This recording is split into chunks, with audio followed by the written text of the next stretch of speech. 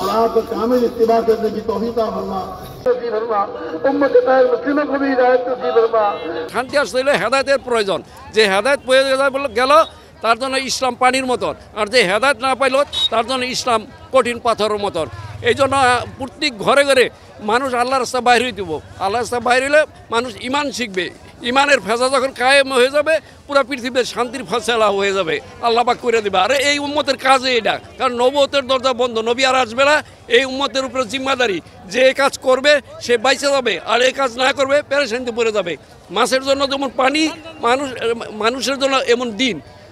মাথা ছাড়া মানুষ হয় না, দিন ছাড়া ধর্ম হয় না। দুনিয়ায় শান্তি পায়, পরকালে মুক্তি পায়, জাহান্নামের আগুন থেকে পরকালে মুক্তি পায়। আর সমস্ত উম্মতি মুহাম্মাদির জন্য আল্লাহ তাআলা জাহান্নাম থেকে বাঁচতে পারে, জান্নাতে যাইতে পারে। আর দুনিয়াতে যত প্রকার অশান্তি আছে আল্লাহ তাআলা যেন অশান্তি দূর করে এরকম শান্তি বিরাজমান করে। এখানে মুসলিম উম্মার কল্যাণের জন্য দোয়া চাওয়া হয়েছে। আল্লাহ তাআলা যেন মুসলমানদেরকে জালেমের জুলুম থেকে হেফাজত করেন।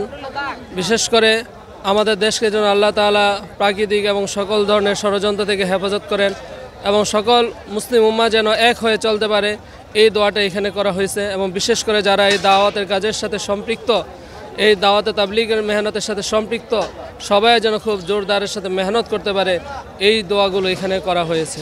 দুনিয়াতে আল্লাহ তাআলা গোলামি করার জন্য, আল্লাহ তাআলা দাসত্ব করার জন্য, এই জন্য আমরা চাই যাতে করে যে দুনিয়াতে আল্লাহ তাআলা নবী রাসূলগণকে পাঠিয়েছেন, প্রেরণ করছেন এই জন্যই যে মানুষকে দিনের সন্ধান দেওয়ার জন্য, মানুষের দ্বারে দ্বারে বারে বারে যায় মানুষকে আল্লাহ তাআলার সাথে রুজু করাইছে, আল্লাহ তাআলার সাথে সম্পর্ক করাইছে। আল্লাহ তাআলা গোমরাহ মানুষকে, পথভ্রষ্ট মানুষকে পথের সন্ধান দিচ্ছে।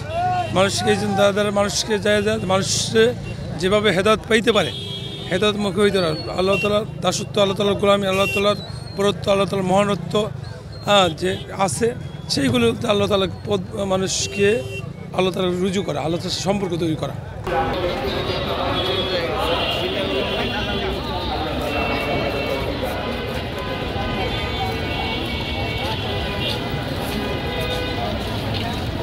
খবরের কাগজ, নিখাদ, নির্ভীক, নিরপেক্ষ।